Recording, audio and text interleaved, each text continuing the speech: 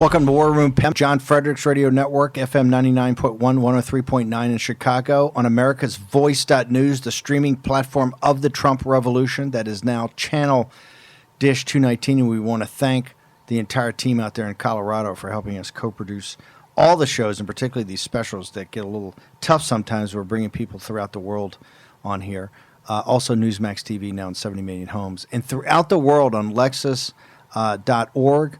Also IRRS, and of course G News, G Media, and Mandarin later in the day. And I want to thank all the international audience that listens in. Hashtag War Room Pandemic. You folks are lighting things up and getting more information to us every day. Remember, we're building a community here that can stand up for freedom and democracy throughout the known world. Okay, this is Descent into Hell, Part 7. Jack, you've got some a thought about what we just heard in the last hour from Jack Lung, one of the leaders of the insurgency. For all of our listeners out there who might have been doubting us talking about old 100 names being the deplorables, when you have one of the frontline protesters of the freedom movement in Hong Kong quoting Red Dawn from the 1980s, and he's seen it half a dozen times, people, our listeners, you know that you are on the same team. No, that's Lao Beijing. That binds. And hey, he didn't say OK Boomer. That's an OK Boomer film. Interesting story. My partner, Bo Flynn, years ago, with Jeff Quatnitz and a team of us, had this management company called The Firm, had a production company. Bo eventually spun off and had his own production company. He got the rights and made the remake to Red Dawn that came out, I think, in 2007, 2008, was years ago. No, it must have been, I think I was running Breitbart at the time, so it must have been after 2012.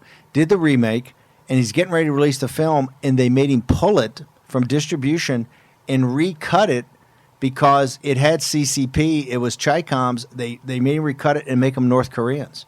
They would not put it in theaters because of the blowback. This is, this cultural aspect of it. We had Chris Fenton on the show on Friday, a film producer, the CCP. They're everywhere, and you see with Biden. You know, Biden has been their big cheerleader for years and years and years. Tomorrow night on WABC at 7 o'clock, we're going to have actually a special about the geopolitics of 2020 that Dave Ramaswamy, Jack Posobiec, Raheem Kassan, and myself are going to get into and try to structure that. But I want to go back. We've got so many voices of Hong Kong we're going to get in here. We got Wong going to come on next. We got Doctor Who. So many of these real fighters. I want to get to. I want to go back. We got this very special thing that one of the. Our listeners and viewers overseas got to us in the middle of the show. So can you show us this tape that AVN was so good about putting up? We're going to play the tape. Mr. President, I want to thank my friend Jimmy Lai for producing and delivering this YouTube letter to you.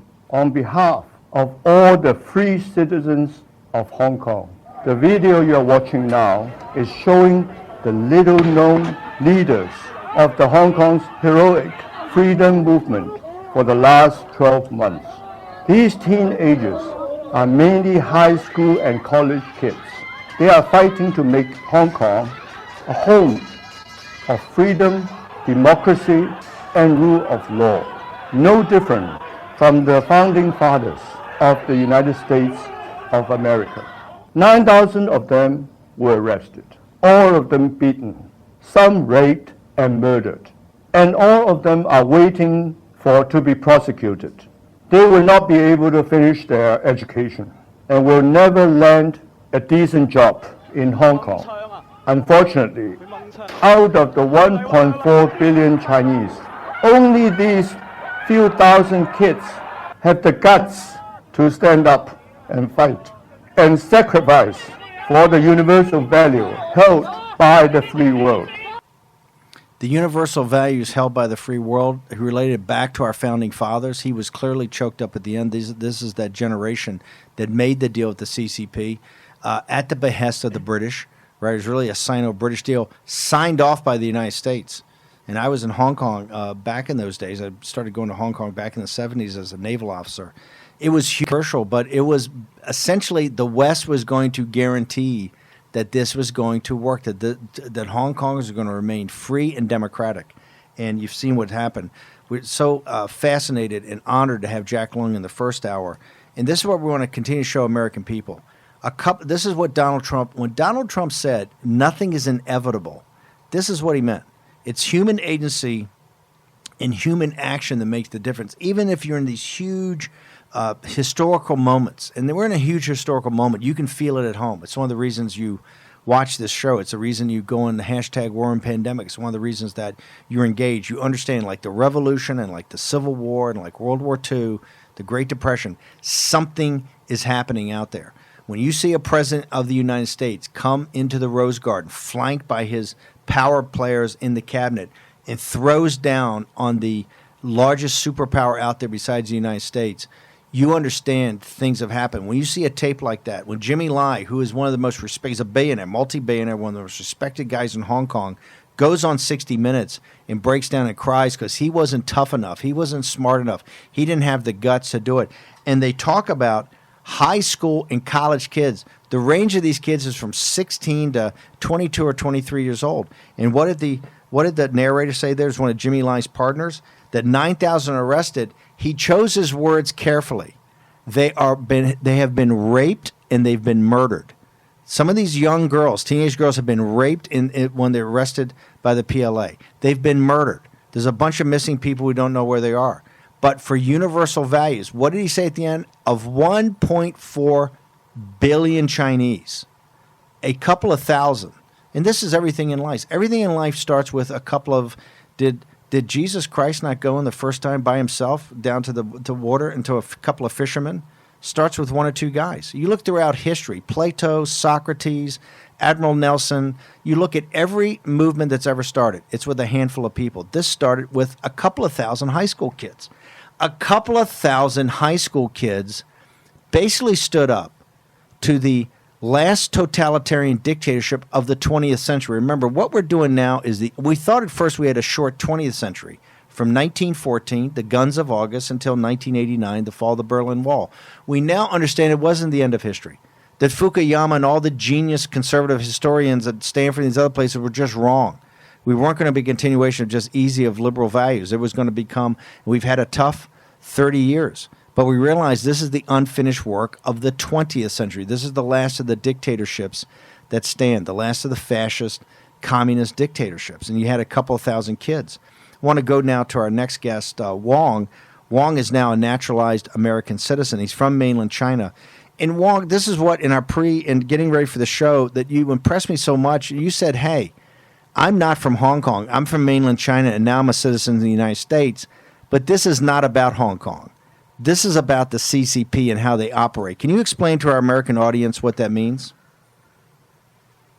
All right. So, hey, Mr. Bannon, good to be here. So, Thanks. Before jumping into that question, actually, I just want to express my appreciation for you. So, because actually, we know you have been blasted by the CCP actually on the CCTV for quite a few minutes, right? So, actually, just want you to know that you have we Chinese full respect. So just want you to know, all right? Thanks, Wong. Appreciate it. So, back to your question. Yeah, I originally actually came from the mainland China, right? So now I live in the United States. Ironically, actually, I used to hold a view, actually, to be against the Hong Kong and the Hong Kong people, and sometimes actually against the U.S., right? United States, because U.S. is always on the top list. Actually, it's a part of the doctrine, right?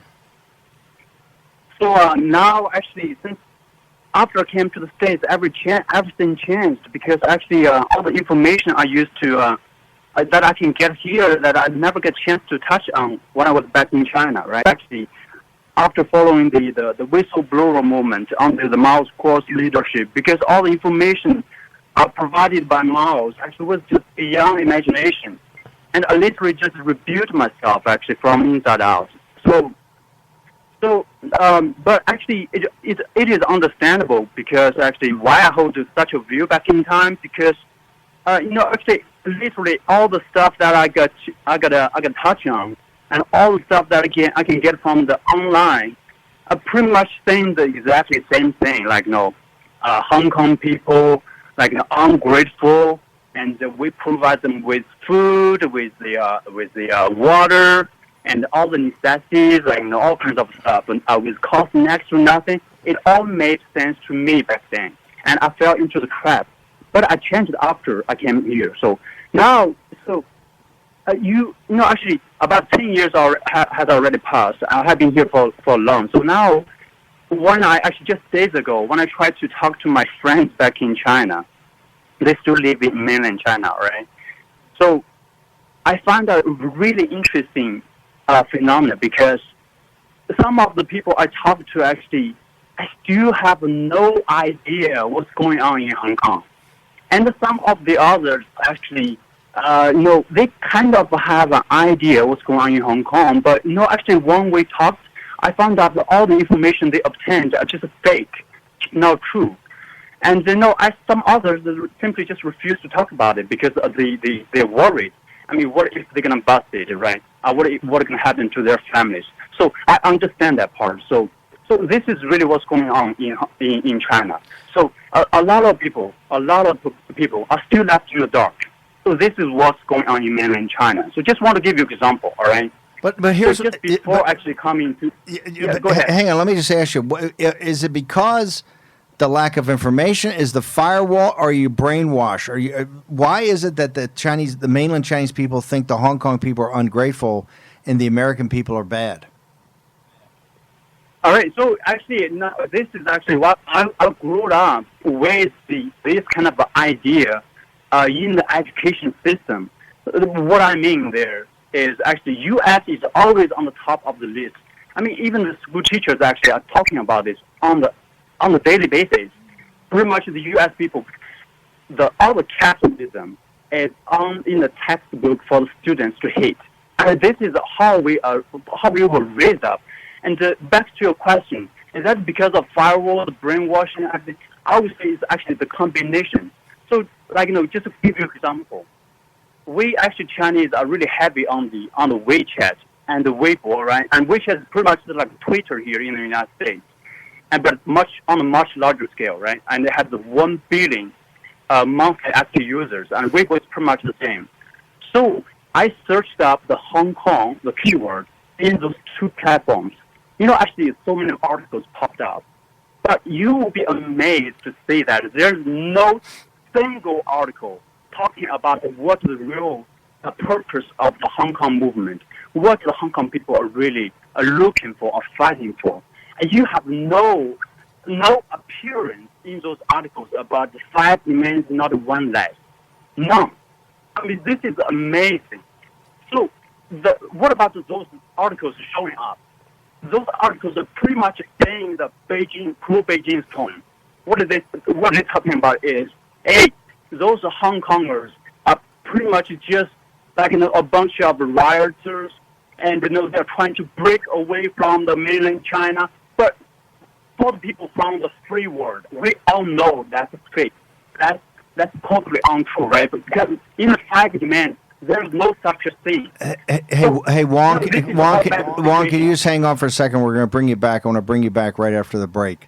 We're going to take a short commercial break here. We're going to bring Wong back. We've got Dr. Hu. We've got Jacob. We've got a ton of Hong Kongers that are going to join us. Descent into Hell Part 7. It's the crisis in Hong Kong. This crisis was triggered by a group of high school students and college students that would not buckle under the Chinese Communist Party. It's War Room Pandemic. Hashtag War Room Pandemic. Go and give us your comments.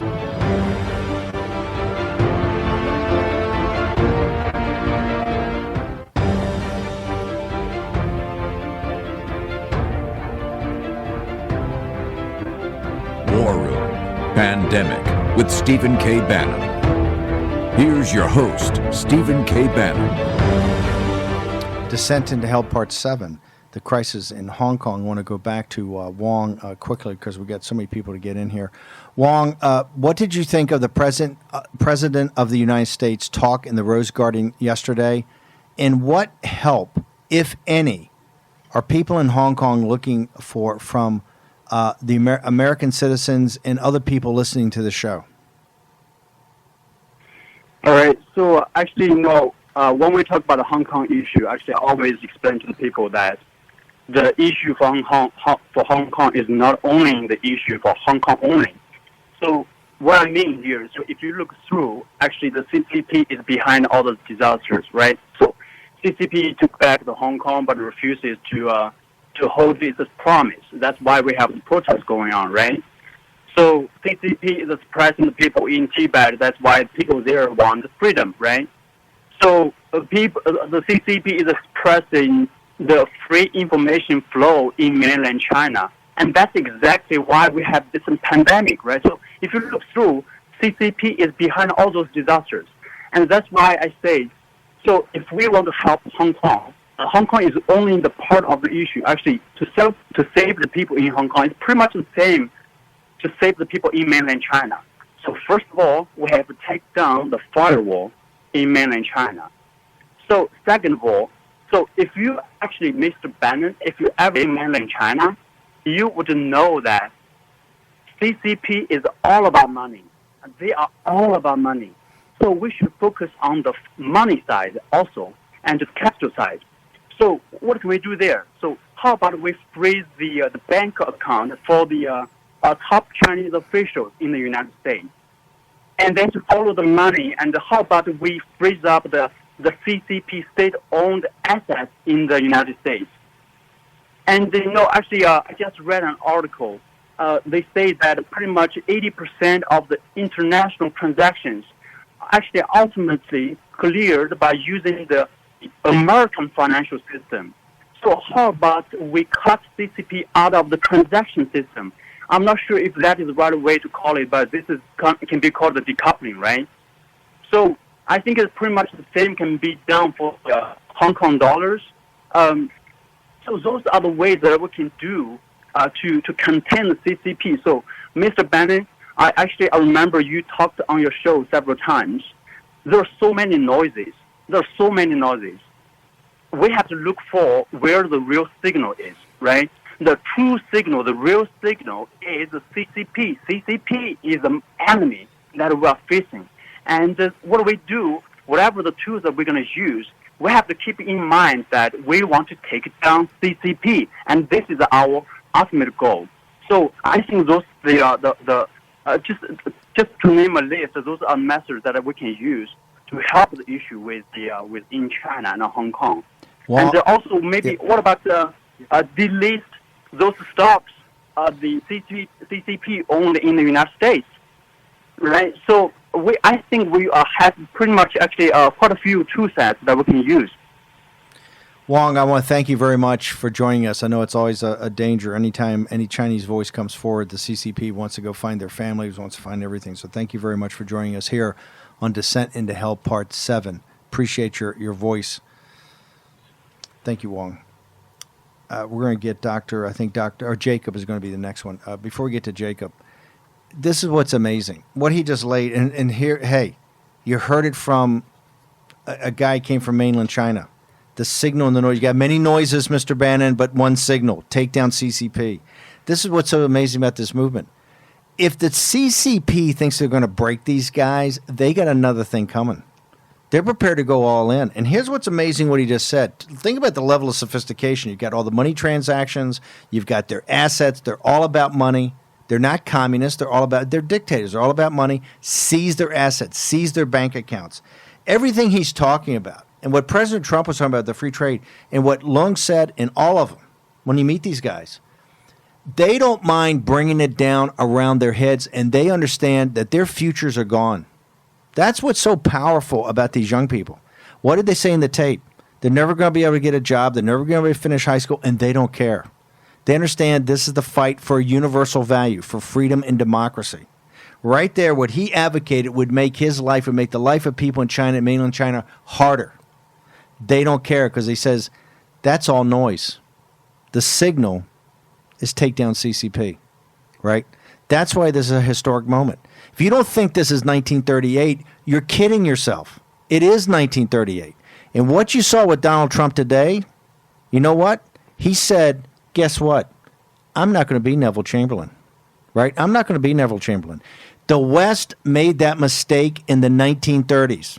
Now we've got a depression on top of a pandemic, on top of an economic inferno, on top of a geopolitical crisis. It's all the 1930s compressed into one period of time. He could take the easy way out. He could take the Biden way out. We try to be very even-handed on this show. we try to go out. We're hardcore partisans. We try to go out of our way to try to balance this. On this one, there's no balance. There's just not. This is globalist versus nationalist. This is Joe Biden is infected, and this is what I do blame the Bernie movement for the following: 2 pillow fights back to back. The pillow fight with Hillary Clinton in 2016 and the pillow fight with Joe Biden. Note to self, please, the Bernie bros and the AOCs, you got to write this down. Write this down. It's a knife fight, not a pillow fight. Okay? You're trying to take control and have power in the most powerful country in the history of mankind. Okay? If you're going to fight, fight. Take a lesson from the high school kids in China. I want that tape played on a roll on our site. I want it just to be on a constant roll. Just take that lesson from people 16 and 17 years old, what they have to show us. It is a direct link, an unbroken chain back to the Patriots of 1775. That's what I kept saying in June of last year. When these kids first started getting tear gas, I said, oh, my Lord, they're Hong Kong kids. All they care about is money. And it turns out they had very deep spiritual values. They had read the philosophy of the Founding Fathers. On top of that, they had seen Red Dawn. They had both the yin and the yang of American culture, from the sublime to the less sublime. Okay? But they got it and they put it in there, because actually Red Dawn is quite a deep picture film too, if you think about it, what those kids stood for. And now I want to, because of my tirades, we're not going to be able to get to everybody today, but I'm trying to contextualize. What Wong did, I could hug Wong. Mr. Bannon, you say this all the time, many noises, few signals. Okay, Wong, thank you. You're going to be a co-host before too long. Many noises, he's summed up. There are many noises, there are few signals. Here's our signal. Take down CCP. Everything else is just, you're getting off point, including if we got to bring down hell on us financially and economically. What they're saying is that we understand that we're sacrificing our well-being for future generations. That's moral courage. The CCP, when you take the moral high ground like that, remember, war comes in 3 phases. Just let me simplify it. Number 1, you have to take the moral high ground because you have to have people prepared to sacrifice everything for victory. Number 2 is leave a smoking hole where complete unconditional surrender where your opponent is.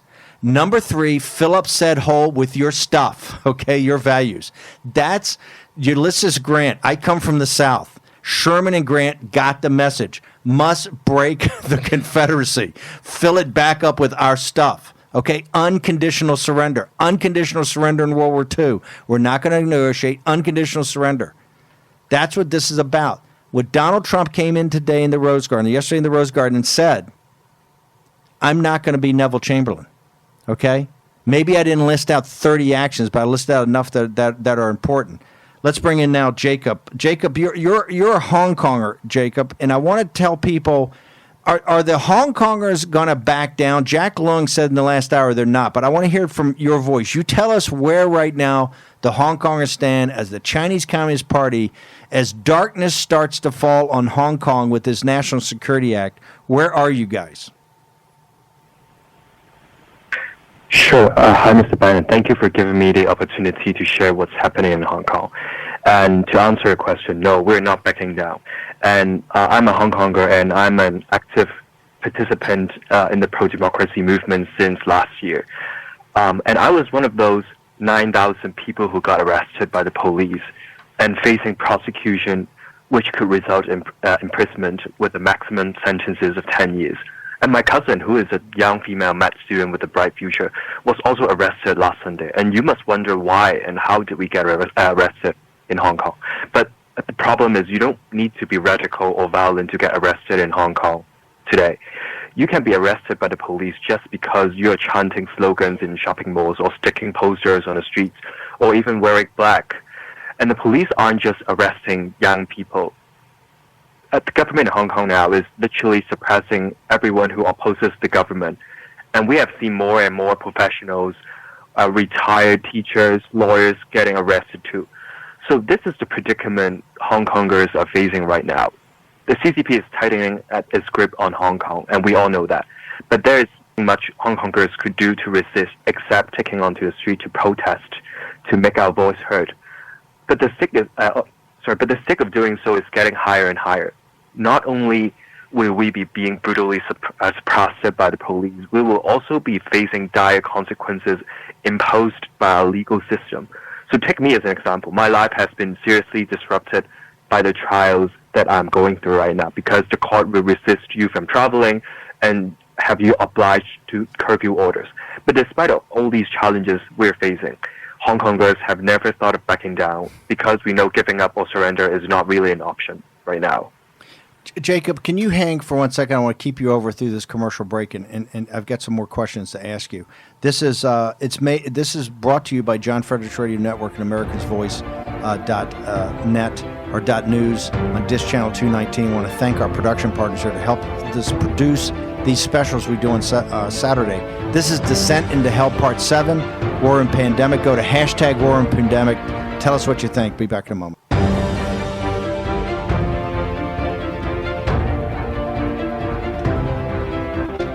War Room Pandemic with Stephen K. Bannon. Here's your host, Stephen K. Bannon. With over 100 million views and almost 9 million downloads on the podcast, one of the big important shows internationally throughout the globe. It is War Room Pandemic, where every Saturday we get the voices of the Chinese people. Remember, when we talk about the Chinese Communist Party, they've enslaved the Chinese people.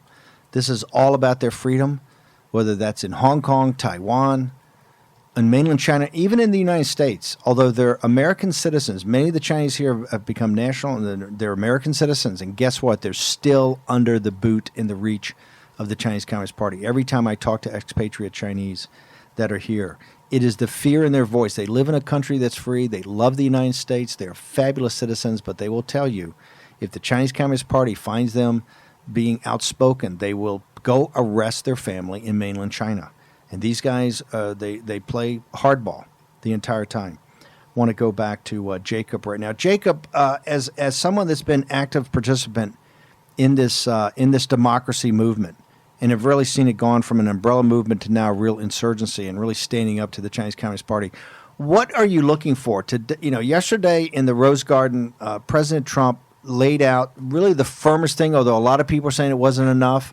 It was the first time, the President Trump really stood and said, hey, he never said she's my friend in this one, right? This was a very somber, there was gravitas. He had his top advisors around him, Robert O'Brien, the National Security Advisor, Mike Pompeo, the West Point graduate who's the Secretary of State, Peter Navarro, the Uber hawk over there in the manufacturing. He had some real fire breathers up there. What are the protesters in Hong Kong looking for from the West? So Hong Kong has always been in the front line of battling the CCP government. So back in 2014, which we call that the Umbrella Revolution, we have been already fighting very hard for democracy in Hong Kong. But the CCP government never really honored their promises. But right now, the battle against CCP in Hong Kong has intensified because the CCP government is trying to impose the national security law in Hong Kong. So this marks the end of the so-called one country, two system. And I really believe that the world should back Hong Kong up, just like how the West supported West Berlin during the Cold War. And I really appreciate what Mr. Trump announced yesterday. So what really worries us due to the new law is that because the CCP government could send their special agents to enforce the laws in Hong Kong, which is outrageous because we never know whether they will adopt someone who they don't like to back to China. So this is really serious. So we really implore the world to stay together and to stand up against the CCP government. You said something there, Jacob. I wanted, particularly for our audience that remembers this. Many of our audience are great admirers of President Reagan, and particularly the way that President Reagan went against the elite, the foreign policy elites in our country, and really stood up to the Soviets. You just equated Hong Kong with West Berlin. Tell me, what do you mean by that? Because that's kind of shocking. When Americans think of Hong Kong, they think of this capitalist island it's a capital market that people don't really care about politics that much. And I understand they've seen these protests, but it's making that analogy to West Berlin, I think would wake up a lot of people in the West who remember all the dark days under communism in Eastern Europe. Well, because if you are following the Chinese news, you will notice that what the CCP is doing right now is that they are doing what we call wolf warrior diplomacy, wolf war diplomacy. So now they are hoping to divide the pro-democracy camps in the world through infiltration, bribery, or their so-called One Belt, One Road initiatives. So they have been doing all these things in the past few years. And so I think, I hate to say, but I think we and as well as the whole world has made a mistake by, letting the CCP go after what they did in 1989, the Tiananmen massacre. So back at that time, the world did try to sanction China for a little bit, but very soon they let them go, and they let the beast out from the cage again.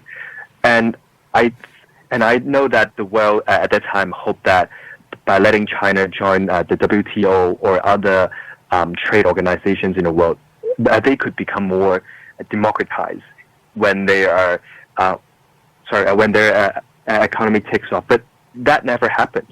So I think what China is doing is leveraging all these loopholes in the world, and they're trying to export their authoritarian ideology to the whole world. And I think this is not acceptable. So I implore the world to stand with Hong Kong, because it's really time to choose freedom over profits. One last thing before we let you go, Jacob, and obviously you're incredibly inspiring, as all you young people are there standing up. This summer, Jack Leung in the first hour has said, hey, you're going to see this summer escalation. The Chinese Communist Party, particularly with the new law, think they're going to use sedition and a crackdown on the police to break us, but you're going to see us scaling up in this. Do you agree with that assessment? Yes, sadly, I do agree, because with the law being imposed in Hong Kong, I think this allows Chinese to further tighten its grip in Hong Kong. So I like what I've said. They're allowed to send their special agents in Hong Kong. And let me remind the audience about an outrageous incident happened in 2015. So back in 2015, the Chinese government sent their special agents from China and to abduct several Hong Kong booksellers back to China, just because they're selling books that the Chinese government didn't really like. And they were forced to make confession video and threaten not to reveal the truth about the abductions. So these things keep happening in Hong Kong. And with the new law being enacted, I do believe things will get worse in Hong Kong if the international community isn't doing anything to really force China to stop doing this. Jacob, I want to thank you for joining us. I know it takes a lot of bravery. It takes a lot of bravery what you're doing in the streets, and it takes a lot of bravery to come on the show. So we greatly appreciate it. I want to thank you very much. Thank you very much, Mr. Bannon. I think what the world saw in the last 48 hours, 72 hours, is you're seeing now the victory of these kids for not breaking. High school kids. They didn't break, but they did something that the Richard Haases in the Wall Street faction, and everybody that's kind of said, oh, the Washington Post had this editorial, Haas had this big story out, it has to be graduate, we're concerned. It's what these guys are mocking. I don't want to hear concern anymore. We don't need your concern. We need your engagement if you believe in freedom and democracy, right? Otherwise, inexorably, we're going to be drawn into a kinetic war. We either stop the lessons of history are ironclad in this. You either stop it or it metastasizes, because it's not going to go away. It's very much like the school grounds where you don't stop the bully, it just gets worse and it never gets better. At some point in time, you've got to confront it. You've got to take it on. We're at that moment. We're at that moment, and you've heard the voices of these kids saying, hey, I could be killed, I could be in prison. This guy's already been arrested. He's one of the 9,000 still up on charges. They're saying, we're not going to break. And what's also so important, I think it's important for our listeners to understand this. These guys see this as a bigger mission than Hong Kong. In fact, they know that they may not, right? But the objective is to free 1.4 billion people and the other 6 billion people who are in line to be enslaved next by this evil empire. You heard of Thermopylae, right? Come on. There's exact same. There's an unbroken chain. This is what Pottinger was saying, which the mainstream media. This has told you how corrupt and incompetent and lazy. It's either corruption or laziness. Pottinger comes out and gives a talk exactly about that. Pottinger comes out in perfect Mandarin, which freaked him out. He's the Deputy National Security Advisor, a terrific young man, former Wall Street Journal correspondent in Beijing, left to go into the Marine Corps during the wars in Afghanistan and Iraq, and go over in military intelligence, where he met General Flynn, became one. It was the very first hire after we won under General Flynn. The very first guy is now Deputy National Security Advisor. He gives this talk at the University of Virginia, Thomas Jefferson's University. It was not lost on him what he was doing. The author, or at least the head of the committee for the Declaration of Independence, and Pottinger gives a talk that ties together the ancient philosophical underpinnings of the Judeo-Christian West and ties it to the philosophical underpinnings of 1,000 years ago or 2,000 years ago of the May 4th movement. The May 4th movement in China is when May 4th, 1911, when they threw off the empire that had ruled them for on and off. I mean, it ruled them continually for 4,000 years or 3,000 years with different ruling families, but threw it off and formed a republic. That sold the bonds that Jana is on, Bianco is on with us, that the Chinese Communist Party stiffed us on, right? Stiffed the deplorables. It all ties together. We're going to connect all the dots. That ties together Thermopylae to what happened in Hong Kong. You don't need to watch some science fiction of the 300. I love it. You don't need to watch these cartoons. You don't need to go watch a cartoon about some, Captain America. I love all this, but you don't need to go watch a cartoon to look for heroes. You have heroes, and everybody out there in this audience said, "Oh, if it was during the Revolution, I'd be there with the Patriots. If it was during the Civil War, I'd be out there. If it was during World War II, yeah, I'd be fighting Hitler. I'd be the first guy that volunteered. I'd volunteer in 1939, right? I'd be volunteering for the Royal Air Force." Right? I know you guys read history. I would be there. You're here now. And those kids, their victory, and they've already had a huge victory. What the high school kids did led to Donald J. Trump, the 45th president of the United States, in direct lineage in an unbroken chain to Ronald Reagan and Franklin Delano Roosevelt and Abraham Lincoln and Andrew Jackson and John Adams and Thomas Jefferson and George Washington, in an unbroken chain of the greatest republic in mankind's history and the most powerful nation in the history of mankind that has freed more people than any nation in the history of this earth in all 4 billion years. Okay? And these kids and the people that come on the show are in direct as the unbroken chain of Donald J. Trump in that Rose Garden back to the beginning of this republic and even before the beginning of this republic. In 1775, in those years, 1773, when they were revving it up in Boston and revving it up in Philadelphia and other places throughout the country, that unbroken chain is in Hong Kong today, right? You can't deny it anymore. I tell you who knows this. The Chinese Communist Party knows it. Beijing knows it. They are prepared to walk away. Look what Donald Trump said. We're going to cut your trade status. We're going to delist your companies. We're going to cut you off from capital markets. You're not going to have access to technology. We're going to cut your visas so you can't come here. We're eventually going to freeze your assets. We're going to do it all. And the Chinese Communist Party is telling you, and suddenly says, hey, guess what? We don't care. We can take the hit. You know why? It's more important to us to stop those high school kids in Hong Kong because the Chinese Communist Party is evil, but it's smart. And they understand the power of those kids not surrendering. They understand if those kids don't surrender, Beijing is going to fall. They understand that. They've got to stop that.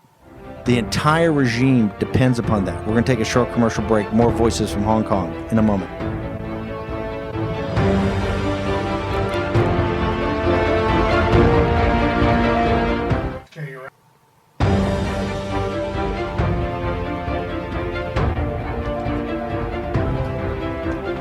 War Room Pandemic with Stephen K. Bannon. Here's your host, Stephen K. Bannon. There's a crisis in Hong Kong, but there's also a crisis throughout the world. This pandemic has really triggered an economic inferno and a financial crisis. Remember, in these times, if you're an entrepreneur, you need every tool at your disposal in order to make things turn out the way you want them to turn out. Remember, the single most important thing about an entrepreneur is not just the fact you've got to be bold and fortune favors, but you have to understand how to mitigate risk. One of the ways to do that, you get NetSuite by Oracle. This is already in 20,000 companies. This is the software package for the entrepreneur, whether your company's $1 million in revenue or $100 million in revenue. Here's what they're offering. Go to our site, netsuite.com/Bannon. It can take you into the 7 things you have to think about right now in this crisis as an entrepreneur, even if you don't get the software.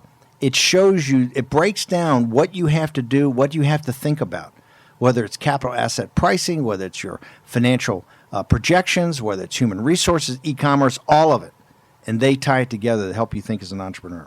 So remember, our sponsor, NetSuite by Oracle. Jack, you've got an analogy that you've been talking about for a while from Nazi Germany.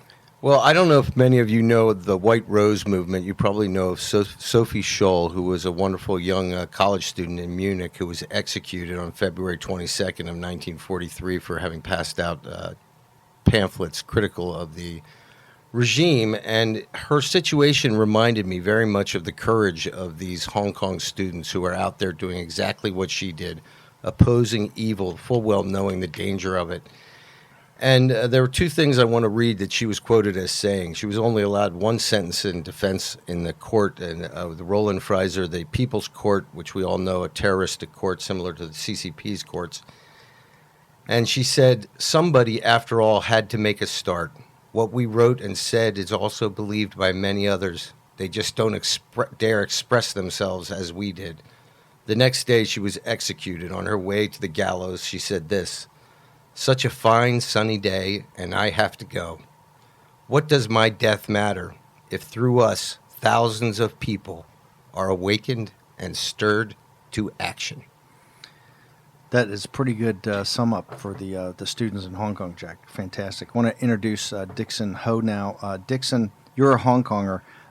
Let me ask you, the whole deal was supposed to be one country, 2 systems. You've been there from the beginning. Where do we stand right now, and what are the Hong Kongers really fighting for, and what are you looking for the West? There's some confusion, I think, in the West of exactly what's going on. Tell us exactly what's going on, and what are you guys looking for? Yes, thank you, Mr. Bannon. Could you hear me? Yes, sir. Perfect. Yes. Also, I'm Dixon Ho. I'm an exhibition curator of Hong Kong. It's very common Hong Konger who are also shocked as well to see my home coming to this stage of chaos. But after all the speakers before me, now I would like to put the issue to a bigger institutional context. To say that like the whole thing now is actually should not be that surprise if you think back all the things happening in Hong Kong. Well, because like in my view, like the one country two systems or the basic law are not reliable from their very beginning. And the reason behind it's simple, that while we Hong Kongers are promised to have all kinds of freedom and rights as any developed big country, there's no punishment on CCP for violating them. There's no mechanism in the basic law on that, nor the joint declaration. The British people simply just sold us to China. So after all, CCP never had any consequences for offending the basic law or destroying the two systems. And that's why it become more and more aggressive for us. And Hong Kongers, after all, can only humbly wish the CCP to be kind, to voluntarily refrain their power and behave themselves.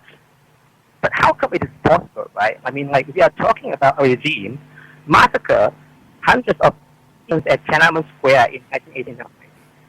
And it is not only about this debate, actually, right? I mean, like, if you look back to history, like, no dictator does not abuse their power, and no dictator does not corrupt. Otherwise, there won't be revolutions in France back then, or no independent war in America at all. And we don't need democracy and all that modern system to restrict power holders. Well, after, like, what I mean here is the key issue of Hong Kong right now is that we are under the rule of an authoritarian regime. So it is so expected that they abuse their power, infringe our rights and autonomy, and the base law is doomed to fail. And two systems are also doomed to be destroyed. And Hong Kong now going to this present stage of chaos. And the protest now, as like Mr. Bannon you also speak there previously, is the revolution, is the war against dictatorship of our time. And on that note, I also really appreciate that the American government now has started to realize that Hong Kong is no longer autonomy from China, especially with the coming national security law. And I appreciate that the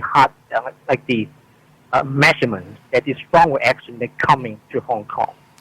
Dixon, thank you very much. We got to jump. We're going to do an extension of this probably next weekend to get with this Hong Kong crisis is not going to go away. We got to get more voices. I want to thank Dixon Ho, one of the Hong Kong residents. I want to thank the bravery for all the Chinese today that came on the show, because there's immense pressure, particularly among their families, that they will be arrested and their families will be arrested and basically turned out. What's going on in Hong Kong is triggering a crisis, a geopolitical crisis throughout the world. Yesterday, you saw in the Rose Garden where the 45th president of the United States, you know what Donald Trump basically did yesterday? He said nothing's inevitable. Human action and human agency are going to make the difference here. He could have taken every different alternative of that, right? Like Neville Chamberlain took. People are all over Trump to go soft, to just say a few things. And some people, and particularly the super hawks, sitting there going, hey, it's not hard enough. We need to throw down. He stood up and he started a process. There was no, she's my friend. She's doing a great job. It was the exact opposite.